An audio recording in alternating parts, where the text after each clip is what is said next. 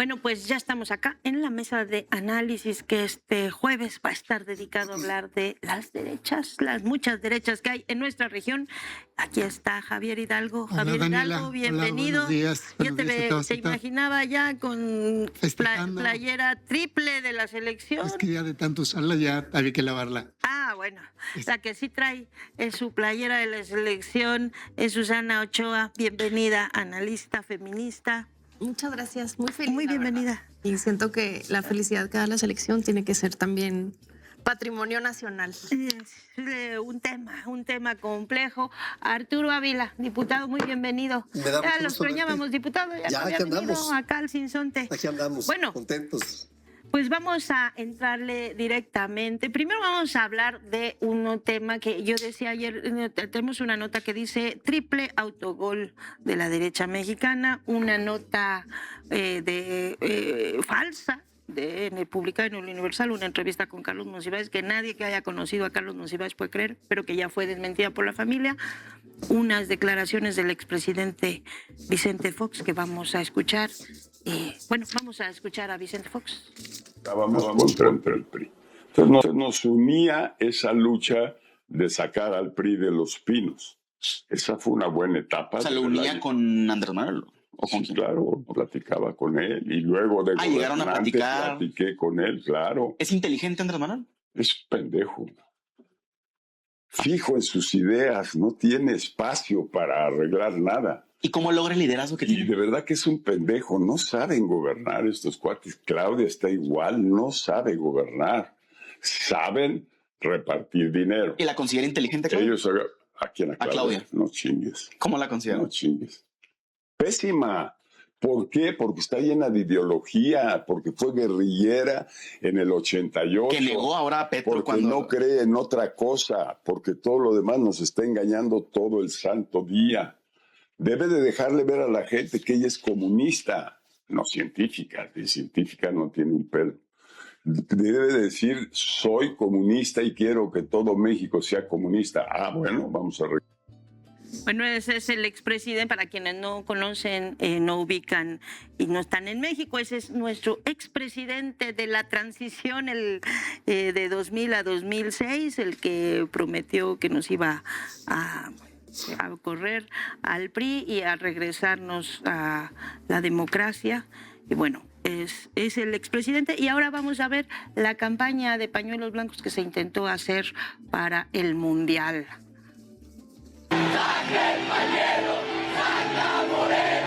Esta es la campaña que proponen usuarios en redes para protestar durante el Mundial. A través de un video elaborado con IA, se propone asistir a los partidos con un pañuelo blanco y gritar consignas contra el actual gobierno. La propuesta surge como alternativa a bloqueos o actos vandálicos. Sin embargo, ha sido muy criticada. En primer lugar, porque solo aquellos mexicanos que pueden pagar entre 30,000 y 80,000 pesos por un boleto estarán presentes en los estadios sede. Usuarios invitan a los promotores de esta iniciativa a organizarse como sociedad fuera de las pantallas y decidir el futuro del país en las urnas. Mientras tanto, colectivos de madres buscadoras, productores del campo y docentes planean movilizaciones para visibilizar sus respectivas causas durante el desarrollo del evento en nuestro país.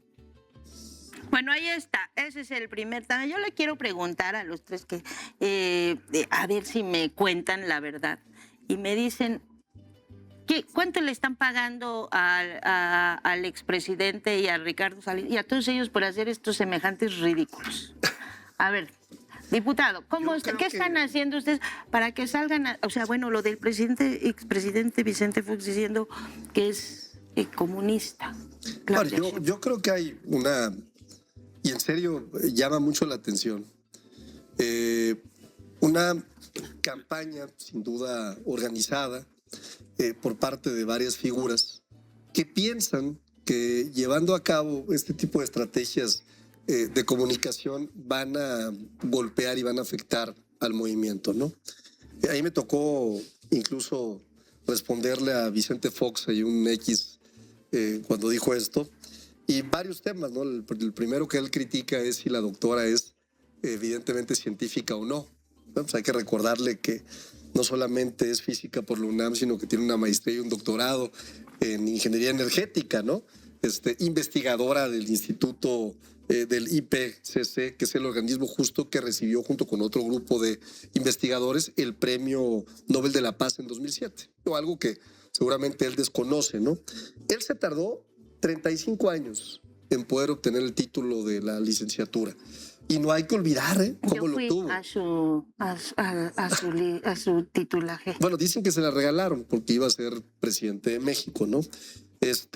Así que muchas credenciales para hablar de quién es científico y quién no es científico, pues me parece que no las tiene, ¿no? Y por supuesto, él era el promotor del cambio, un cambio que nunca llegó, ¿no? Un cambio de régimen que quedó en una caricatura política, en donde es inolvidable la gran cantidad de corrupción de los hijos de Marta Sagún, los Briviesca, que fueron los contratistas favoritos en ese sexenio. La Cámara de Diputados incluso inició una investigación para tratar de investigar informes del IPAF, del Infonavit, de Pemex y por supuesto el famoso caso de Oceanografía, que no fue un caso menor. Y el absurdo es cuando, si ustedes recuerdan, por los últimos 2 o 3 años quien dirigía o daba líneas de gobierno era la propia Marta Sagún.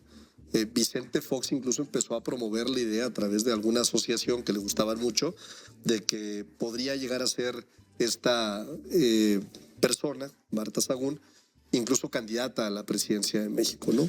Entonces, pues el ridículo absoluto. Yo cuando lo vi dije, bueno, estos traen la brújula descompuesta, pero no debe de sorprendernos porque sí es una estrategia muy bien organizada de las redes internacionales de derecha. Sí existe, sí lo hacen y tiene varios objetivos. Fíjate, el tema de Carlos Monsiváis, por ejemplo, es un escopetazo mediático. ¿A qué le llamo yo escopetazo mediático? Pues se lanza la escopeta y, como decía el presidente, cuando la calumnia no mancha tizna, ¿no? Pues habrá quienes son conservadores o quienes son de derecha que no necesitan ni cuestionarlo. Ellos ya se lo creyeron. Como sea, para bien o para mal. Habrá quienes no necesariamente están en el tema político, pero les llega la información. Y cuando llega la información con una calumnia, normalmente genera esa percepción distinta, ¿no?, en la mente de cualquier persona, y eso me parece muy delicado. Sobre todo porque vulnera el derecho a la información, que es un derecho constitucional, ¿no?, y que es que las principales democracias tengan información verídica, verificada, ¿no?, con datos duros, real, en cualquier escenario. Yo sí creo que ha llegado al tal grado ya la desesperación de la derecha en nuestro país. Una, porque evidentemente los consultores internacionales, Javier Negré, Antonetti, Medoni, ¿no?, están cobrando en México y le están cobrando a Ricardo Salinas Pliego, ¿no? Es clarísimo, ¿no? Hay un reconocimiento incluso en un video del propio Javier Negré que fue invitado a México a trabajar y a colaborar. Y el reconocimiento es que no le sale absolutamente nada. ¿Y por qué no le sale? Porque no hay ¿Cuál es el divorcio. análisis o No diagnóstico hay que se está divorcio haciendo? entre el pueblo de México y el gobierno, y eso me parece fundamental. La política que ha impulsado la presidenta Claudia Sheinbaum y que nosotros le hemos denominado humanismo mexicano y prosperidad compartida, me parece que da resultados. Entonces tú, cuando vas de pronto a Sinaloa, que es un buen ejemplo, el otro día yo veía las encuestas de Sinaloa que traemos una preferencia por encima del 40%, ¿no?, a diferencia de lo que se podría pensar con todo lo que ha sucedido en esa entidad. Pues cuando tú vas con una persona a territorio, a tierra, y le dices, oye, ¿qué cambios ves significativos entre el gobierno del PRI y del PAN y lo que tienes hoy con el gobierno de la transformación? Lo primero que te va a decir es, bueno, me llegan programas sociales que nunca me llegaron antes, se los robaban, o que tenía que ir yo con una líder, ¿no?, o tenía que afiliarme a un partido político. Le llega a mi abuela por encima de 60 años, a mi abuelo arriba de los 65 años, a mis nietos o a mis hijos en primaria y en secundaria a través de la beca Rita Cetina, a los jóvenes o a la gente, a los jóvenes que están construyendo el futuro, ¿no?, emplearlos a manera de aprendices que obtengan un salario mínimo y que después se incorporen a la actividad productiva. También influye mucho cuando la gente dice, bueno, cuando Peña Nieto dejó el gobierno, nosotros ganábamos un salario mínimo miserable, que hoy en 7 años ha tenido un incremento real del 154%. que representa ya casi 2.5 canastas básicas y que va a seguir incrementando. Un salario promedio histórico por encima de los 20,000 pesos. Entonces son datos duros, son datos contundentes, ¿no? Que la gente que obtiene este beneficio de la política pública que ha implementado nuestro gobierno y que además ve una reducción en seguridad, porque por más que quieran ellos crear esta percepción de que México va muy mal en su política de seguridad, es falso. México tiene un decremento significativo en homicidios dolosos, significativo. Cuando llegaron ellos, cuando se fueron del gobierno en 2018, había 100 homicidios dolosos en promedio por día. Hoy hay casi 50. Oye, falta mucho por hacer, claro que falta mucho por hacer, pero en 7 años ese decremento me parece que es algo que hay que aplaudir dentro de la política económica. Oye, que ha habido un incremento en la percepción de inseguridad, de acuerdo a los datos de la última encuesta del ENVIPE, sí, pero si tú revisas la encuesta del ENVIPE, te vas a dar cuenta que ese incremento en materia de inseguridad tiene que ver con únicamente 61 municipios y que esos 61 municipios te responden que se sienten inseguros porque a lo mejor no hay alumbrado público en su colonia, no necesariamente está relacionado con crimen organizado. ¿Me explico? Entonces, cuando un gobierno sí te entrega resultados, es cuando no hay divorcio, y eso lo dice la presidenta de México permanentemente. No hay divorcio entre el gobierno de México y el pueblo de México. Y les queda muy claro que nosotras y nosotros en el movimiento defendemos la dignidad de lo que somos y representamos. Y ellos defienden los privilegios. Y entonces, perdón, con esto concluyo, la cubetada de agua fría se la lleva a Salinas Pliego cuando llega al Estadio Azteca pensando que se iba a llevar una gran cantidad de aplausos y acabó, pues ni más ni menos que con un apodo que además, como el pueblo es sabio, quedó perfecto. Sabio, ¿no? y un poco machista, diría yo, ¿verdad? Porque el apodo tiene su forma, su expresionalidad. Lo tiene, pero tuvo sí. su ingenio, la verdad. Pero vamos a complejizar. Tenemos 70% de aprobación para la presidenta Claudia Sheinbaum. Hay un 30% que no la aprueba. Y ese 30% quizá es el que ya de entrada cree lo que dicen acá. Pero hay un espacio que todavía está en disputa, ¿no? ¿Y qué nos pasa y cuáles son los retos que tiene ahora este frente que acaba de arrancar sus registros frente a lo que significa esta una y otra? O sea, esta semana fueron 3 que no les funcionaron, pero supongo que alguna... Ya si intentan 200 de aquí al resto del año o 2,000, pues alguna puede funcionar. Susana. Sí, de acuerdo. Yo lo que creo es que no van a ampliar su base social, pero sí la pueden radicalizar, ¿no? Y eso no es un problema menor frente a lo que se viene.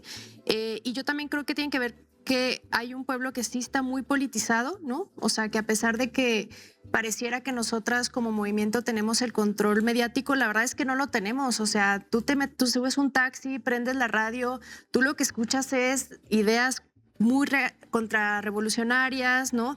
Escuchas muchas mentiras, ¿no? Y hay que decirlo, o sea, ya lo que se está jugando ni siquiera es una crítica a Morena. ¿Cuál es la mentira? ¿Que no es científica o que es...? Que lo que dicen, ¿no? Que no es comunista, científica, ¿no? Que Andrés Manuel es quien le dice cómo gobernar este país, que Morena es un narcopartido y que la presidenta es una narcopresidenta. Y todo eso creo que de alguna manera, como lo decía Goebbels, ¿no? Una mentira dicha 1000 veces puede eventualmente convertirse en una verdad.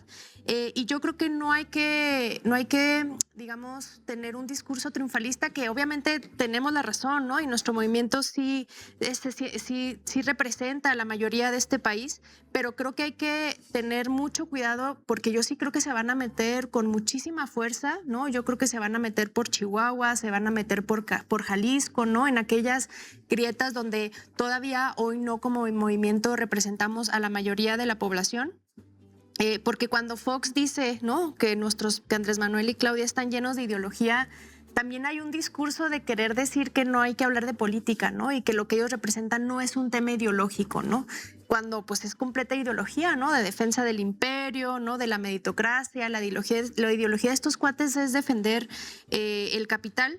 Y yo sí creo que el que hoy tengamos a una gobernadora como Maru Campos hablando de soberanía, pues nos habla que son capaces de todo, ¿no? O sea, son capaces de decir que a pesar de que le abren la puerta a la CIA y a pesar de que todas las reformas que ellos implementaron en el periodo neoliberal tenían que ver con hipotecar nuestra energía, hipotecar nuestro futuro, sean capaces de hablar de soberanía, pues nos habla de pues un completo cinismo respecto a lo que están dispuestos a hacer. Y creo que tomaron muy bien el consejo del ex canciller de esta frase que decía de go negative, ¿no? De hay que hablar en negativo y hay que como exacerbar los ánimos de la población, porque creo que hay que decirlo, hay unos ánimos muy exacerbados con ese 30% que a lo mejor no se siente representado por la presidenta. No creo que ese 30% le haga sentido completamente todo lo que dice Ricardo Salinas Pliego, porque al final solo el 11% de este país confía en Trump, ¿no? Entonces creo que también no estamos en un escenario muy peligroso, pero creo que sí no hay que dejar de trabajar y sobre todo creo que nosotras como analistas siempre hablamos mucho como hacer un análisis de la derecha, ¿no? Y eso está muy bien. Pero también hay que explicarle a la gente por qué somos la opción, ¿no? O sea, por qué lo que presentó ayer la presidenta debería estar en todos los medios de comunicación. La meta es que el 70% de nuestra energía venga de fuentes renovables. Perdón, pero eso es extraordinario teniendo en cuenta que hoy tenemos una dependencia muy peligrosa en temas de gas con Estados Unidos, ¿no? El tema de la vivienda. Cada jueves se entregan viviendas a personas que no podrían pagar una vivienda a precio de mercado. Todas las personas en este país de alguna manera están siendo impactadas de manera positiva por lo que está haciendo este gobierno. No solo en términos de programas sociales, porque hay un peligro, ¿no? Decir que este gobierno lo único que hace es repartir dinero, perdón, pero eso es falso. O sea, la cantidad de obras que la presidenta cada fin de semana va a inaugurar no se compara con lo que ellos no hicieron durante el periodo neoliberal. Entonces creo que hay que, sí, denunciar a la derecha, hay que develar lo que realmente son, pero creo que también hay que convencer y que esa alegría de pertenecer a este movimiento se impacte y que de cara al proceso electoral tengamos los suficientes antídotos para que no se nos metan como sí está pasando en Colombia, por ejemplo, ¿no? Donde antídotos que va a tener que ver también con la definición de candidaturas y de candidaturas que sean aceptadas también por mucha militancia. Una de las quejas principales que ha habido en anteriores procesos es que no ha sido escuchar a la militancia, que se ha abierto un frente tan amplio que ha entrado como de todo también. Vamos a escuchar a la otra persona, la que sí está interesada, porque bueno, el chiste era empezar con lo cómico, pero ahora también me toca ser abogado del diablo. Vamos a ver pues el presidente electo de Colombia invitar a un personaje de la política mexicana. Oiga, tío Richie, necesitamos empresarios como usted invirtiendo aquí en Colombia, con toda la seguridad jurídica y la seguridad física. Necesitamos titanes como usted en Colombia y en México. Firme por la patria. Ahí está. Bueno, esto es para que empecemos a complejizar, porque efectivamente aquí no les ha salido nada. O no le sale muy fácilmente, aunque sí hay un sector de la población que puede estar, digamos, convencido previamente. Sin embargo, empieza a generarse un entorno en toda nuestra América que finalmente va a empezar a impactar en México. Es la internacional de la vileza. Todos los personajes que mienten, que además jamás se podían presentar como personajes pulcros, con una ética, con una moral, empezando por el propio Trump, que llega a la presidencia hasta sentenciado y con acusaciones gravísimas de abuso infantil. Y él igual eso lo transmite pues a Milei, lo transmite a de la Estrella, y eso es lo que le quiere copiar Salinas Pliego. Justo es el discurso y que tratan de imponerse con esa idea. Pero pues también habría que ver cómo está ahora Trump en las simpatías de la gente, ¿verdad? El tema, por ejemplo, yo me acuerdo que el PAN, antes de que llegara con Fox, era un partido muy respetable. Era un partido que sus parlamentarios eran de primera, eran demócratas, de derecha, pero eran respetables. La cuestión moral era lo importante en ellos. Pero de Fox y Calderón, O sea, fue una terrible corrupción pero querían mantener esa visión hipócrita. Ahora se descararon. O sea, lo que están vendiendo es el descaro total. Este señor de la Espriella vendiendo su Botox y sus cosas, qué frivolidad. Imagínate un gobierno así. Y por el otro lado, pues está alguien como Cepeda que plantea el tema de la decencia, de la política, el mismo reconocimiento que está haciendo a la democracia. Tiene todo un sentido. Es una disputa donde esta cuestión ética es muy relevante y la verdad lo planteó el mismo López Obrador desde el inicio, desde los 90s, cuando dirigió el PRD. Él planteó la cuestión de los valores éticos por delante y los mantuvo durante todo el tiempo. Claudia Sheinbaum es una persona totalmente recta, ética. Y entonces la disputa política pues va contra estos. Es verdad que ese grupo, que no creo que sea el 30, yo sí, todavía ese grupo, porque hay un grupo muy dogmático que cree esas mentiras como si fueran verdad en la idea de Goebbels, es mucho menor. Pero ese grupo es el que están ellos pues cultivando y que les da esos votos que hoy en Colombia uno se sorprende. Yo estaba sorprendido, dije, esto no va a poder pasar, porque es evidente el descaro de este señor que va a ser un mal gobernante. Entonces, pues es una lucha política. Vamos a tener muchos de este tipo. Ahora, en la selección de candidatos, es muy importante lo que se comenta, pues el de valorar no solamente el conocimiento, sino también pues esta cuestión de principios que pueda tener los candidatos y no ceder en eso. Decía Pedro Miguel algo muy importante en un documento que hizo para El País. Dice, el problema, que lo que tenemos que cuidar son aquellos ambiciosos que quieren hacer negocio con la política. Eso es lo que tenemos que cuidar para lograr mantener esta separación del poder económico del poder político. A ver, les voy a poner un escenario.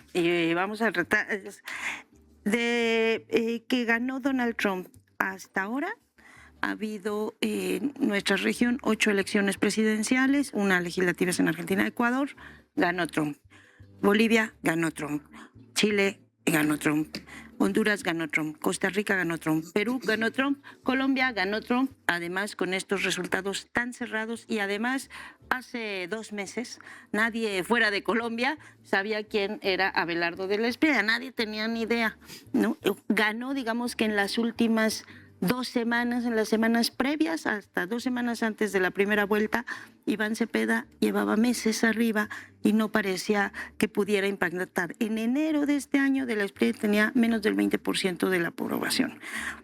Hay dinero, hay estas campañas, funcionan, no funcionan. ¿Qué nos hace creer? Y eso se los pregunto, porque de pronto escuchamos muchas cosas de que pues aquí no va a pasar porque aquí le echamos, o sea, no, estos no pasan y porque es muy tonta nuestra derecha y porque es menos del 30%. ¿Qué nos hace pensar? No sé si es un poco ingenuidad o un poco soberbia, pensar que nosotros estamos libres. Pues en un otro estado que somos más inteligentes o que algo va a ocurrir, cuando lo que hemos estado viendo es que ha ganado en estas 7 presidencias más las legislativas de Argentina y que además cuando no tenía posibilidades de ganar, Venezuela pues lo bombardeó, secuestró al presidente, y Cuba pues lo aisló, lo cercó. Porque nosotros, ¿qué tenemos? ¿Cuál es nuestra extravagancia? No, a ver, yo diría, para empezar, que no estoy planteando que no tengamos un escenario de riesgo. Claro que existe el escenario de riesgo. Claro que hay una intervención del gobierno de Estados Unidos en estas elecciones reconocida por el propio Trump. Reconocida. El Honduras Gate es un caso clarísimo, incluso de recursos económicos, y esa fue de la que nos enteramos, gracias a las grabaciones. Recursos económicos para que haya una América Latina a modo de Estados Unidos, sin duda. Es clarísimo que existe una campaña, un ecosistema, ¿no? En donde se está buscando cambiar la realidad política de América Latina. México sin duda no está exento, ya lo hemos visto en muchísimos casos, como las ultraderechas, el propio caso de Chihuahua me parece que es un caso súper relevante, ¿no? Tener ya agentes extranjeros, y reitero, eso porque nos enteramos por el suceso, ¿no?, del accidente. ¿En qué otros estados están colaborando de esa forma? ¿En qué otros estados funcionan de forma encubierta? ¿Por qué esa agencia específicamente, si ni siquiera es una agencia que esté directamente relacionada con el tema de combate al narco? ¿Por qué a escondidas, ¿no? ¿Qué está pasando realmente? Reitero, me parece que sí hay una intención clarísima por tratar de poner América Latina de acuerdo a las necesidades que tiene hoy un gobierno de derecha como el de Estados Unidos. El perfil incluso, ¿no?, del personaje. A mí me llamaba mucho la atención primero ver que es norteamericano, tiene doble nacionalidad, para empezar. Triple. O triple nacionalidad, ¿no?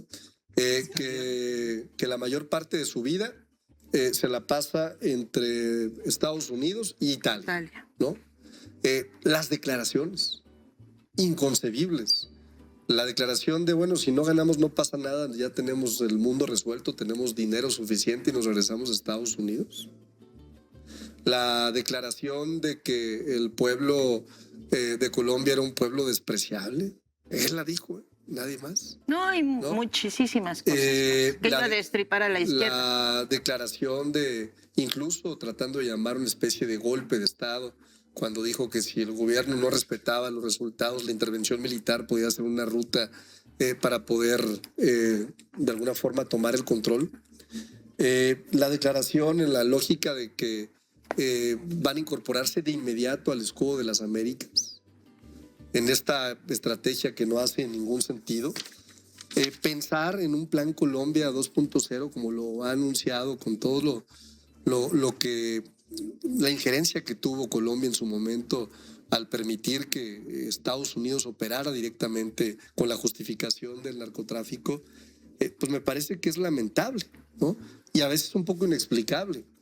Reitero, yo hasta este momento me cuesta mucho trabajo pensar que el hermano pueblo de Colombia haya elegido a un personaje como este. Pues él y todos los demás. Porque de acuerdo, vamos a ver aquí al personaje que tenemos acá en la pantalla, y lo tenemos en la pantalla por unas notas muy que realmente han sido, que nos han asombrado hoy, relacionadas con cómo se está haciendo en Ecuador ya un experimento, un laboratorio de lo que podría ser ya la operación de Estados Unidos, drones y demás, en un territorio para la seguridad nacional de ese territorio, ¿no? Entonces, por eso lo tenemos así, pero vamos a ver a él mismo y el decreto que acaba de firmar.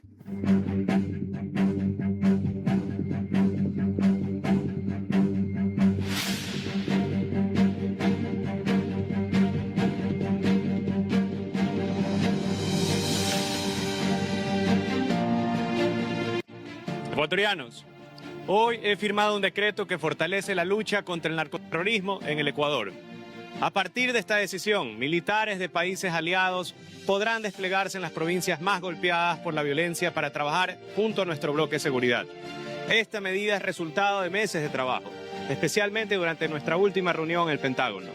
Desde hoy, los terroristas enfrentarán a un Ecuador más fuerte, más preparado y que ya no pelea solo. Militares de Estados Unidos operando y además probando nuevas tecnologías, nuevos drones ya en territorios para enfrentar el narcotráfico. Ahí otro ciudadano, en realidad estadounidense, que es presidente de un país y que al final de cuentas pues se va extendiendo esto con un voto joven y masculino, sobre todo. Querida Susana, ¿cómo leemos eso en clave feminista? Ay, no, un desafío, ¿no? Yo creo que hoy la izquierda no ha constituido un proyecto que le pueda hacer sentido a una generación de jóvenes hombres. Y creo que eso en México creo que podríamos estar a tiempo de constituirlo. Y algo que me llama mucho la atención es que pasamos de pues un imperio contra los comunistas, luego contra los migrantes y ahora contra los narcoterroristas, porque pues el fascismo es justo eso, ¿no? Cuando ya no puedes convencer a través de tus ideas, tienes que radicalizar tus posturas, ¿no? Y creo que el narcoterrorismo le ha funcionado muy bien a estos países. A mí lo único que me genera como un poco de, pues no de certeza, pero sí un poco es, estos que han llegado de la derecha no han logrado aprobación, porque es muy fácil que luego van a tomar decisiones que van a ir en contra de la gente que les votó en primer lugar, ¿no? Y creo que aquí lo que está pues en riesgo es los propios pueblos, ¿no? De estos países. Y creo que en México no estamos en riesgo de que ganen elecciones, pero sí estamos en riesgo de darles espacio para la injerencia, ¿no? Y que eso en el largo plazo se constituya en una fuerza electoral. Y estos países donde ha logrado Donald Trump intervenir y poder revertir los procesos electorales son países donde el dinero de USAID era importante. Entonces no hemos sabido qué pasó con ese dinero que se retiró. Yo creo que más bien en lugar de inyectar a través para generar poder blando, ese dinero se está yendo de una manera muy opaca para generar procesos para poder revertir elecciones. Y también hay que hablar del papel de Israel. O sea, Israel está tratando de generar influencia ya de una manera muy abierta en Estados Unidos. El que acaba de ganar como presidente en Colombia, pues su primera reunión fue con una comunidad judía, ¿no? Yo ni siquiera siento que la comunidad judía sea representativa para los intereses de Colombia, pero sí obviamente para los intereses de este grupo internacional. O como en Chihuahua, o sea, en Chihuahua no solo están a través de Seguritech, que es esta empresa que estuvo en muchos estados donde gobernaba el PAN aquí en México, sino que también está a través de los contratos del agua, ¿no? O sea, estos cuates se meten, son como un hongo, ¿no? Que se van metiendo por muchos espacios donde se les dé cabida. Y también hay que decirlo, o sea, por ejemplo, en Colombia, pues perdió Petro porque fue el primero en tratar de construir un proceso de izquierda, porque Colombia no había tenido procesos de izquierda, había tenido muchos liderazgos liberales, pero nunca un proceso de izquierda como a lo mejor sí lo tuvimos en México. Entonces también es importante explicar por qué allá sí se ha ganado y aquí no. En Chile, pues Boric no profundizó, nunca hizo un pacto hegemónico con el pueblo chileno, sino que estuvo haciendo concesiones a la derecha por pues también un perfil que creo que que sí estuvo zigzagueando, ¿no? Durante mucho tiempo. Entonces, también entender por qué allá se pierde y aquí se gana es también entender por qué pues hemos hecho una ruta correcta. Y con eso no quiero decir que estemos del otro lado, más bien yo creo que Morena tiene que constituirse como una fuerza política que nos permita formar a nuestros cuadros, ¿no? O sea, que cada uno de nuestros cuadros de Morena, no en términos como de solo de replicar discursos, sino de construir una reflexión crítica y que pueda explicarle a sus vecinos ¿a qué nos referimos con la defensa de la soberanía, no? Y por qué no solo es porque la derecha dice que usamos el discurso de la soberanía para escudarnos, ¿no? O para presentar o para no explicar por qué todavía no hemos resuelto el tema de la seguridad, ¿no? Que nuestros militantes expliquen la importancia de la soberanía, que nuestros militantes puedan explicar por qué nosotras sí podemos defender la familia, ¿no? ¿Qué significa hablar de la libertad desde una mirada emancipatoria y no desde una mirada como la que la utiliza, por ejemplo, Milei? Ese es el trabajo que tenemos que estar haciendo, porque yo sí creo que eso sería una inversión de largo plazo, como pasa en Venezuela. O sea, Venezuela tiene antídotos antiimperialistas muy, muy fuertes. Cuba también. Creo que tendríamos que llegar a ese punto. Argentina también los tiene, pero hubo una separación entre el trabajo político que estaban haciendo y que permitió que jóvenes hoy que tienen papás peronistas les haga sentido el discurso de Milei. O sea, es un trabajo que no podemos terminar, ¿no?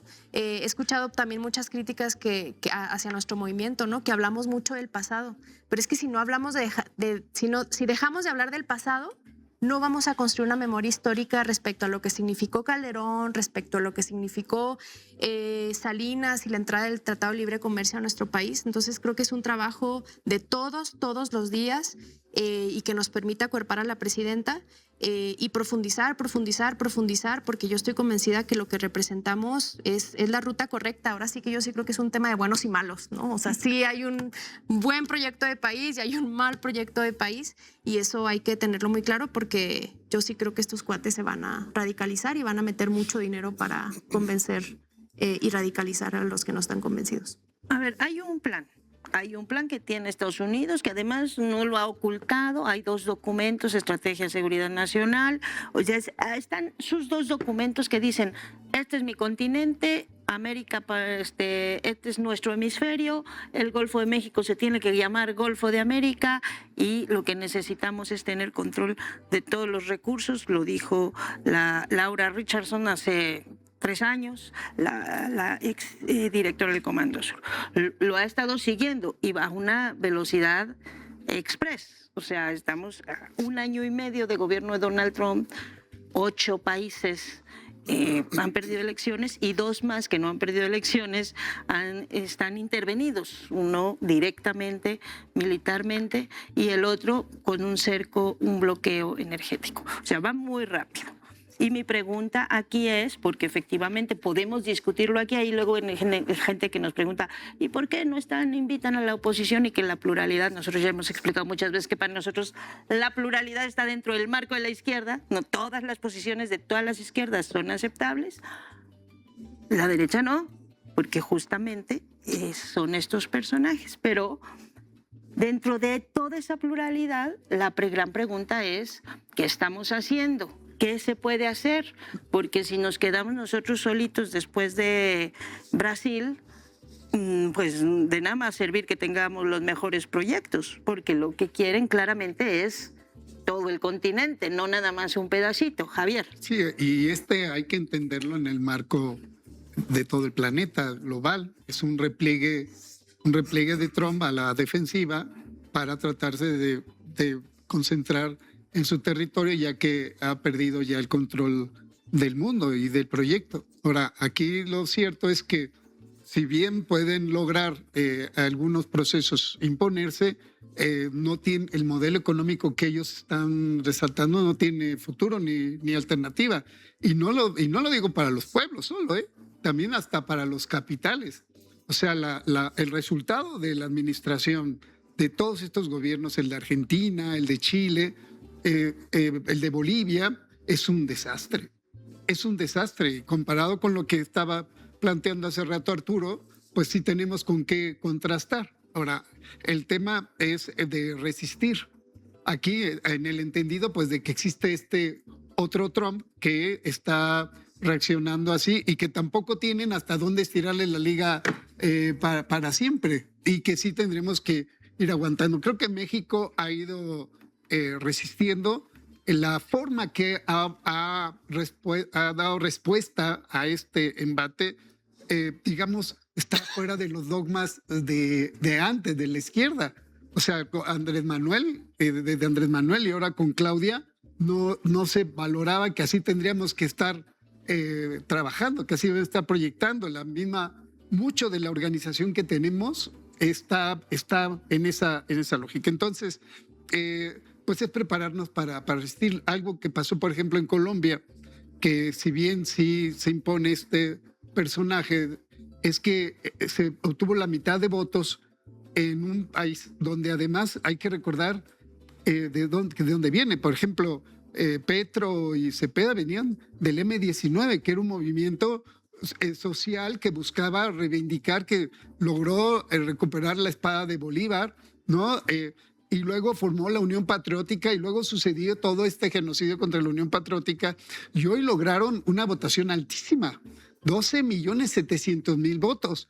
Y algo que me impactó, me emocionaba mucho, es entre la primera vuelta y la segunda vuelta, es cómo se involucraban los jóvenes en levantar la campaña de Cepeda y en evidenciar la de Espriella, y cómo al final, los datos que aparecen de que cómo la mayor parte de jóvenes se volcó por Cepeda. Este corazoncito de Cepeda tuvo mucho sentido y agarró vuelo, y te está hablando pues de una generación que ya no tiene regreso. Y en cambio, Espriella donde tenía votaciones absolutas eran los mayores de 60 años. Eso te marca claramente de que sí hay pues esa semilla que se puede sembrar, que hay que saberla llevar. No, hace rato estaba Lautaro, por ejemplo, diciendo cuáles serían las alternativas que hay a la democracia liberal, ¿no? Me remontó a las épocas antes del 88, donde había 3 alternativas. Quienes estaban por la fuerza a través de los partidos, quienes estaban por las armas y quienes estábamos por la revolución permanente social. Bueno, al final se juntó, bueno, de las armas, varios se pasaron y el proceso electoral fue lo que nos llevó. Pero ahora sí que con una sabiduría, yo la verdad es que tuvimos la suerte, que nos marca la diferencia, tuvimos la suerte de tener a Andrés Manuel López Obrador, que marcó lógicas completamente distintas a las que se venían haciendo. El mismo reconocimiento al humanismo mexicano, a todo este proceso que estamos viviendo aquí. Muchos de los conceptos, muchos tienen que ver que no se basó en dogmas que traíamos, sino en una reacción pues, muy nacional, muy mexicana y muy a las circunstancias que estamos viviendo. Y termino con esta idea de la integración latinoamericana. Sí nos obliga hoy más que nunca, si sabemos que venimos como en un asunto de revancha aquí contra América Latina, sí valdría mucho la importancia de reunirnos todos a discutir sobre el modelo que queremos y podemos construir en este momento, en el siglo XXI, tengas o no tengas el gobierno. En mucho tiempo no tuvimos los gobiernos y peleamos. Hoy claramente pues podemos pelear y tenemos la fuerza en Argentina, en Chile, en Colombia, en Bolivia para pelearla y tenemos la razón y tenemos un modelo que da resultados y que puede ser totalmente alternativo. E insisto, no solo para los pueblos, hasta para los capitales. Bueno, vamos a ver lo que dijo hoy la presidenta Claudia Sheinbaum del tema de estas derechas. Que están teniendo pues, los gobiernos de derecha en América Latina.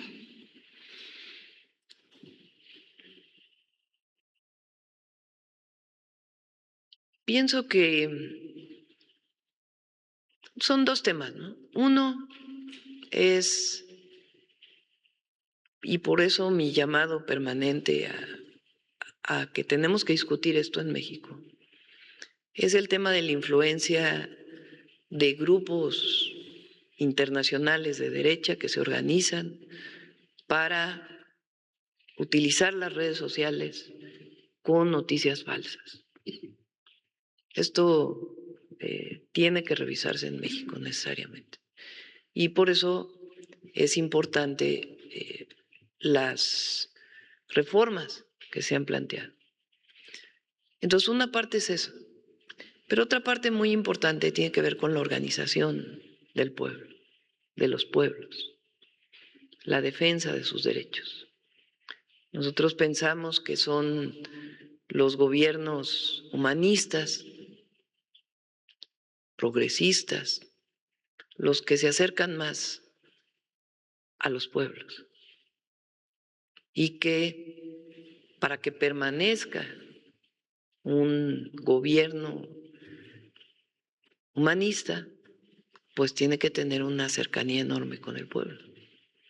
Pues nosotros, lo más importante para nosotros es cumplirle al pueblo y la cercanía y la organización de la gente para defender sus derechos. A ver, se nos va acabando el tiempo, como siempre pasa, porque hay mucho que discutir, mucho que pensar, pero hay 4 cosas que han sido comunes en estos procesos electorales. 1, la injerencia de Estados Unidos, esa es la que todo el mundo tiene. Compras masivas de votos, y yo aquí en conversaciones que he tenido esta semana con algunos dirigentes de Morena, lo he dicho, aquí parece que no, pero ahí está Coahuila, ahí está Durango, ¿no? Que luego nos ha repetido allá. En Perú y en Colombia particularmente el tema del voto en el exterior, manejado por los consulados, y el uso de inteligencia artificial y de tecnologías para campañas terriblemente mentirosas que ya se empiezan a intentar utilizar. Aquí se han usado muchas, pero allá ha sido de una forma de verdad desproporcionada. ¿Qué aprendizajes nos deja eso? Les voy a pedir a cada uno que en 2 minutos, para que no nos pasemos del tiempo, ¿qué aprendizaje nos Primero deja? que tenemos que ser desde el legislativo muy cautelosos para que no se nos pretenda acusar de algún tema de censura. Pero yo sí coincido con la presidenta que el uso de las redes digitales por parte de grupos de ultraderecha para desinformar atentan contra la libertad de expresión. Es gravísimo lo que están haciendo. Y son los mismos que hicieron la campaña en su momento contra Pablo Iglesias en España, con el tema del famoso envío de recursos a través de Neurona, lo recuerdo perfectamente bien, en donde afortunadamente un tribunal civil sí acabó condenando, o alcanzó la condena para que OK Diario, que era este medio de comunicación que estuvo publicando todas estas mentiras, pues tuviera finalmente una sentencia judicial civil, ¿no?, para Javier Negrete. Son los mismos, hoy en Estados Unidos. Entonces me parece que habría mucho que hacer desde el punto de vista legislativo, cuidando mucho la libertad de expresión para tratar de regular el derecho a la información. Y el segundo tema que dice la presidenta, pues me parece que tiene toda la razón. Nuestro movimiento tiene que estar en las calles, tiene que salir a las asambleas, tiene que estar informando persona a persona, tiene que cumplirle, sin duda, y no podemos darnos de ninguna forma espacio para fallarle a la gente. Por eso el proceso de elección de las y los candidatos rumbo al 2027, de los coordinadores de la defensa, de la transformación y de la soberanía, tiene que estar vigilado y cuidado. No queremos gente que no representa el movimiento, lo digo abiertamente. Me parece que es uno de los errores que ha cometido la izquierda en otros países. No ha lugar el zigzag. Yo incluso diría que en muchas posiciones habría que radicalizarse hacia la izquierda más. Para tener una diferencia clara de quiénes somos nosotros y quiénes son ellos. Susana, ¿qué nos deja? Pues yo creo que hay que ver lo que está haciendo China respecto al tema de la información. Yo creo que hoy en México hay 2 derechos que están en tensión, ¿no? El derecho a la libertad de expresión, que no deberá ser lo mismo que derecho a mentir y calumniar, versus el derecho a la información. Y lo que está haciendo China de, si tú eres una persona que está difundiendo información falsa sobre cómo tratar una enfermedad, bye con tu cuenta, ¿no? Y obviamente es una discusión complicada, pero creo que deberíamos estar a la altura de poder platicarlo, porque el futuro de nuestro país puede depender mucho de esto. Y sobre lo segundo, yo creo que lo que decía Lenin, ¿no? Agitación, formación y organización política. Y yo creo que yo confío mucho en lo que va a pasar con el partido en los próximos meses. Yo creo que hay que recuperar, no sé si recuperarla y si en algún momento se perdió por completo, pero sí la confianza que tenemos en nuestro partido como un aparato de movilización, y que se vuelva un instrumento también para que la gente se pueda organizar, y mucha formación política, ¿no? Y formación política entendida como pues esta capacidad que tenemos las personas para desarrollar pensamiento crítico, para reflexionar sobre nuestra realidad, para poder transformarla, porque hay todavía muchos desafíos, ¿no? Y la presidenta en cada espacio en que va en fin de semana pues reconoce lo mucho que todavía nos hace falta por avanzar, y no podemos permitir que este contexto electoral pueda frenar, ¿no?, esta profundización de la transformación, ¿no? Yo también creo que hay que radicalizarnos, seguir profundizando este proceso, porque es lo que no han hecho las izquierdas en América Latina, que perdieron, ¿no? De alguna manera se quedaron como, pues no sé si cómodas, pero un poco atrincheradas, y yo creo que no, la lección es seguir profundizando, seguir convenciendo, seguir movilizándonos, y creo que esos son los mejores antídotos para procesos regresivos que quieren pues frenar este despertar del pueblo de México de poder decidir sin presiones sobre lo que queremos construir para nuestro país. Javier. Yo me quedé con el tema de Coahuila, y habría que hacer también eso, porque dicen es que perdió Morena Coahuila. La verdad es que nunca habíamos ganado nada en Coahuila, ni Durango, ni Aguascalientes y ni Querétaro. O sea, son estados que yo decía, bueno, pues qué bueno, hicimos un papel ahí decoroso, no habría, y luego además con una operación que sin duda pues son unos bandidos esos que están gobernando Coahuila. Todo este proceso de compra de votos a él les vale un comino que dañe la moral de la gente, el de hacer los cómplices de la compra de votos. Entonces, creo que no es un elemento a medir, pero sí es un elemento a medir, pues, el de cuidarnos, el cuidar el modelo, el protegerlo, el blindarlo. Las decisiones que tomó la Cámara, por ejemplo, de evitar la intervención extranjera es básica, es una cuestión estratégica muy importante, pero también hacia adentro pues se está renovando la discusión, el debate de cómo deben ser los gobernantes de Morena, pues, de poner el ejemplo, pues sí va a ser un tema sobre todo para los próximos, no solo este proceso electoral, ya lo veo bastante bien armado, bueno, te decían, no veía conflicto a menos que quede algo muy empatado ahí que nos genere, yo veo que se va a resolver bastante bien y vamos a andar ganando más estados que los que teníamos, pero el tema pues viene después de cómo en un ambiente tan, imagínate eso que nos decías, que nos quedamos solos en ese ambiente, cómo mantener este modelo de transformación, pues sí va a ser un gran reto para los mexicanos. No, y bueno, porque falta un año para poder definir cómo nos va a ir en las elecciones de 2027. En Argentina pasó una cosa. Cuando ganó Kicillof Buenos Aires, todo el mundo decía, oh, ya por fin la gente se cansó de Milei. 3 semanas después, Milei ganó las legislativas con el apoyo directo de Estados Unidos, abierto, sin duda. O sea, hemos visto cosas en 3 semanas, 4 semanas, un mes, que nadie se esperaba. Hay que ver el tema del gobierno de Fernández, por ejemplo, y todos esos gobiernos que realmente son de izquierda, pero no, hay muchas cosas que no compartimos. Completamente nos diferenciamos. Y también la intención de reelección, por ejemplo, que se dio en Bolivia, pues son cosas que tenemos que aprender de esos errores. Pero allá no tienen tan hacendado el asunto de la no reelección, al contrario, es bastante común. O sea, hay ciertas cosas particulares de los países. Lo cierto es que nadie se esperaba que hoy un señor como Abelardo del Espriella tuviera la cantidad de votación que tiene, y ahí hay cosas que aprender. Los aliados.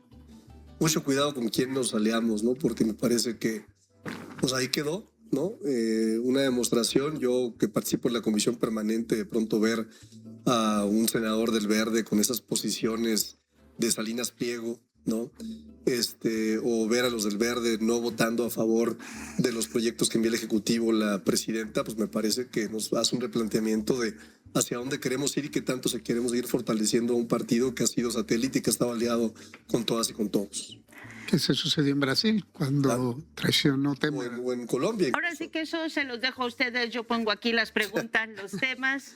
Me parece que son discusiones que nos competen a todos y a todas en México, pero este es un canal que claramente tiene una militancia de izquierda y que lo que nos interesa es saber qué va a hacer la izquierda para defender proyectos más igualitarios aquí y en el resto de América Latina. Así es que les agradezco mucho a los tres esta conversación. Y ya, pues nos vamos a ir al comentario editorial.